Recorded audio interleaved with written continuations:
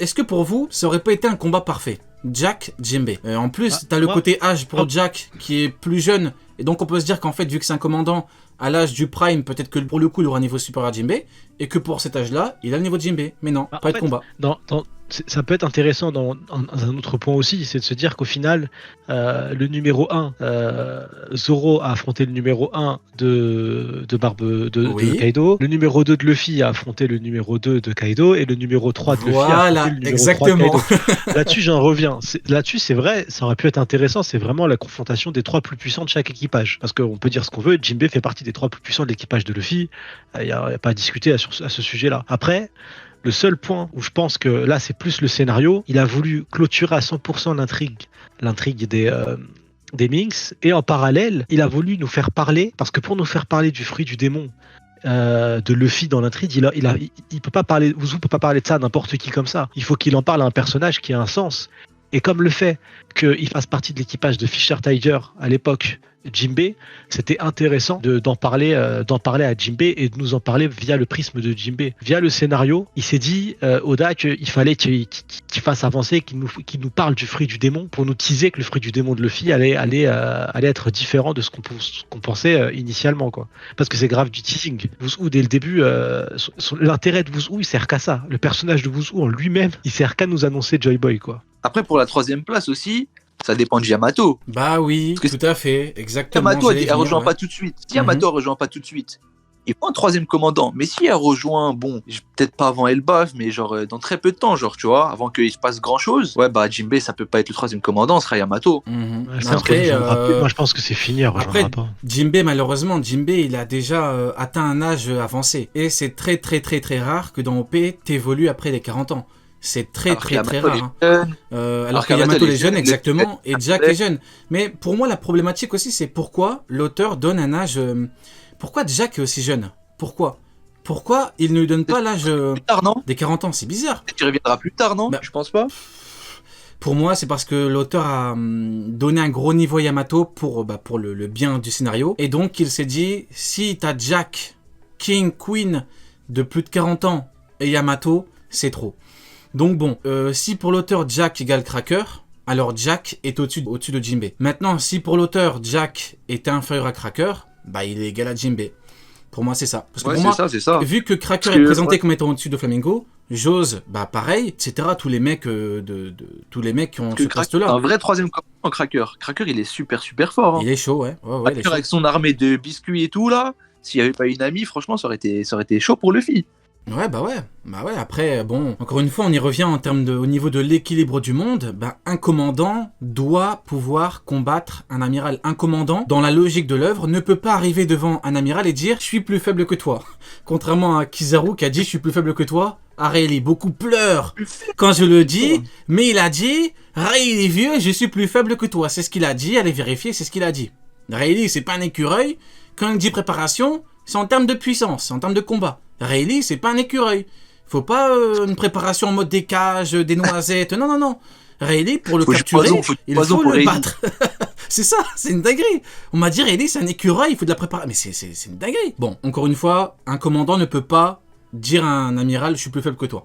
Dans le sens où, niveau inférieur, donc je ne peux pas te battre. L'intérêt de la phrase de Kizaru, c'est pour dire que dans un combat singulier, il ne peut pas le battre. Il ne peut pas. C'est ça l'intérêt de la phrase. Mais bon, bref. Alors ouais, dis-moi. Un cracker, pour moi, il peut prendre un amiral. Hein. Bah, bien sûr, mais bien sûr. C'est dans la logique de l'œuvre. Sinon, c'est quoi l'équilibre sinon? Si Cracker ne peut pas battre Fujitora, c'est quoi l'équilibre? S'il ne peut pas, il n'y a pas d'équilibre. Tu peux pas. Ah, bah ouais. La marine écraserait un équipage Yonko du coup. Voilà. Le plus important, c'est que il n'a pas un niveau inférieur. Il peut être, par exemple, plus faible en termes de valeur, vu que les anglophones aiment donner des valeurs.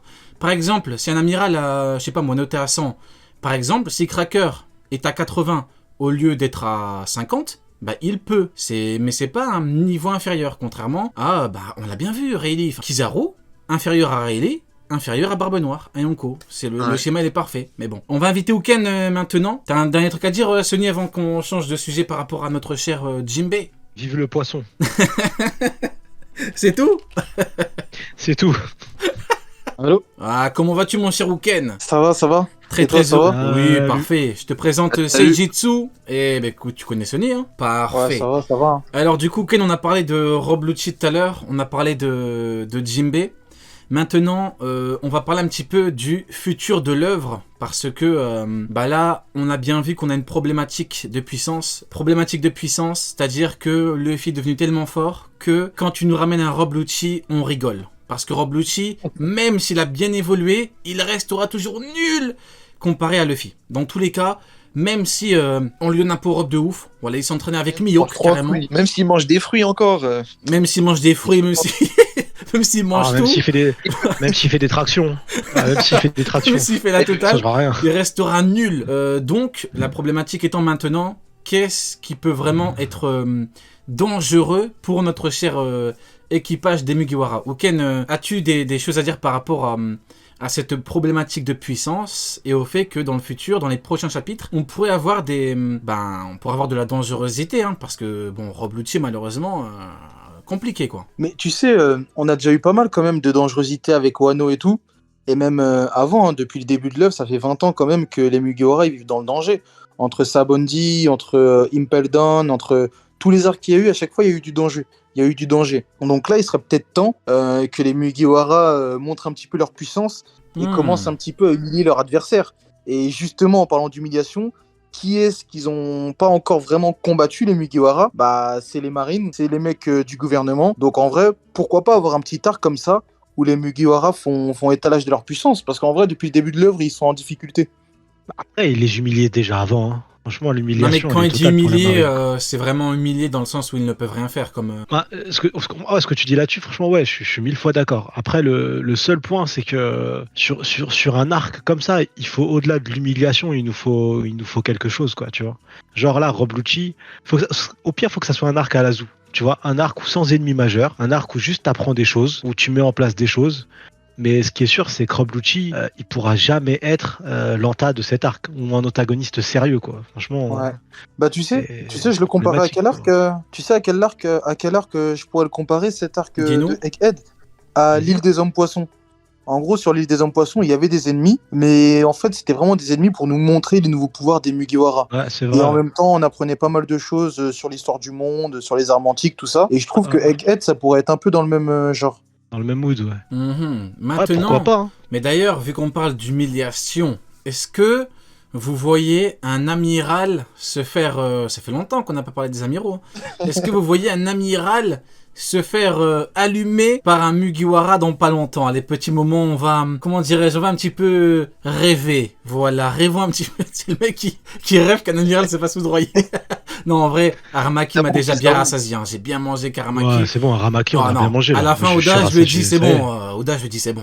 S'il vous Non, plaît, c'est trop, c'est trop. monsieur, s'il vous plaît, j'en peux plus là. J'ai ouvert la ceinture, j'en peux plus là. Mon ventre va exploser. J'ai Là, trop là, bien il y a mangé. des mecs, ils étaient en dépression, Oui. ils vont arrêter One Piece, c'est sûr. Ils vont arrêter One Piece. C'est obligé, ils vont se mettre à un autre truc. Tu verras leur pépé, elle va changer. My Hero Academia, c'est tout, frère. Non mais C'est le fini. pire, c'est Aokiji en plus. Aokiji, on nous a dit oui, Aokiji. Non, on nous avait dit Aramaki. Aramaki, c'est factuel. Hein. Il a dit les commandants sont de simples commandants.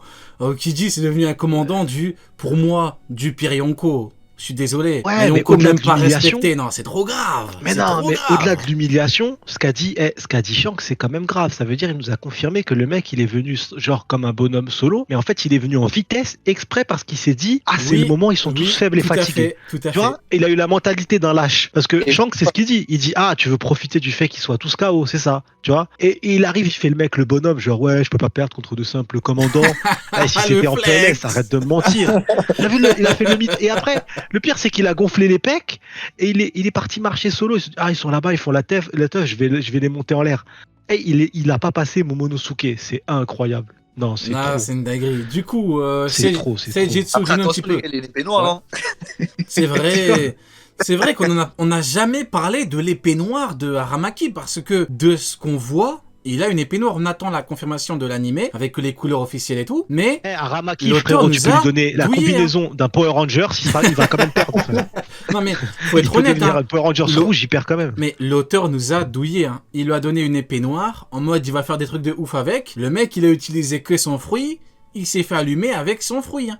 Et l'épée, elle était là pour décorer. Donc du coup, Seijitsu, dis-moi un petit peu, est-ce que pour toi, on aura un amiral dans pas longtemps qui va un petit peu se faire fracasser par un Mugiwara. En fait, faudrait que un Pizarro ou quelqu'un comme eux là-bas il se fasse allumer. L'horrible Pizarro, ouais. Parce que Akainu, faut attendre encore un peu que Sabo il le tabasse ou ouais quelqu'un de pas de faible mais pas du niveau de Luffy quoi. Quelqu'un de ouais du niveau second ou ouais deuxième. C'est-à-dire ça serait bien qu'on patiente avec un petit Pizarro il se fait manger. Ah, ce sera Ensuite un incroyable. petit Mio qui se fait avoir par Shiryu. Shiryu. Non, me lance pas. Ok. Et toi, mon Il cher vole son Weekend? épée. Ah bah oui, c'est Bah, le but. on aimerait tous en vrai de vrai, mais je pense qu'Oda était assez méchant avec les pro Miro cette année.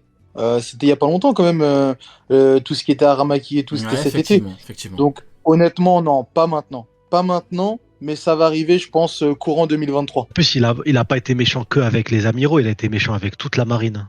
Franchement, c'est Ouais, c'est incroyable. vrai. Oh, la marine, elle s'est fait pisser dessus, c'est incroyable. Ils sont arrivés comme des vaillants armada, tout ça, ils ont tous perdu. Tous, c'est incroyable. Les amiraux, l'autre, il s'est perdu l'aveugle, le pauvre. Mais non, vraiment, c'est un truc de dingue. Et tu te rends compte, on a tous été en mode, on était tous fous. Oh putain, ça y est, ouais, la marine, elles encerclent l'île, ça va être un truc de fou. Mm. L'autre, Mio, qu'il est dans sa cuisine avec les babons à la fenêtre. Il en a fait rien à Crocodile, foutre, c'est grave. Tout le monde s'en Crocodile avec foutait. son fruit du démon, avec une planche de bois. Et l'autre, ils ont annihilé une flotte complète pour de l'argent. Non, c'est trop. c'est Non, trop. la marine, elle vraiment. est trop, elle est La trop marine, là, finito, hein. Faut que 2022 se finisse vite. C'est bon, ils ont. Non, Mais moi, c'est trop. honnêtement, C'est difficile. j'ai une question à poser pour tous ceux qui me disent non, Xebek il est C'est mort, trop. il ne va pas revenir. Parce que moi, c'est l'un des ultimes combats que je mènerai jusqu'à la fin. Xebek va revenir et il va revenir, c'est tout. Pour ceux qui me disent non, il ne va pas revenir, honnêtement, que voyez-vous pour la fin du manga? Que voyez-vous pour la fin de OP qui est un shonen qui aura duré plus de 25 ans? Vous voyez quoi en termes de puissance? À part Im qui peut nous montrer du karaté, pourquoi pas, et Akainu qui aurait évolué je sais pas comment alors que le mec a mis 10 jours à battre Okiji, qui est un Et vous voyez simple quoi commandant. Qu'est-ce que vous voyez? À part un Xebek, vous voyez quoi pour la fin? Barbe Noire, mais Barbe Noire déjà. Balo, facilement déjà. Lo, il a eu besoin de Kid pour battre Big Mom. Bale déjà facilement. Qu'est-ce que vous voyez hors Xebek? Ainu et Mio qui voient Yonko avec Ah un ouais. banquet. Putain, Bankai, Le banquet. Bankai.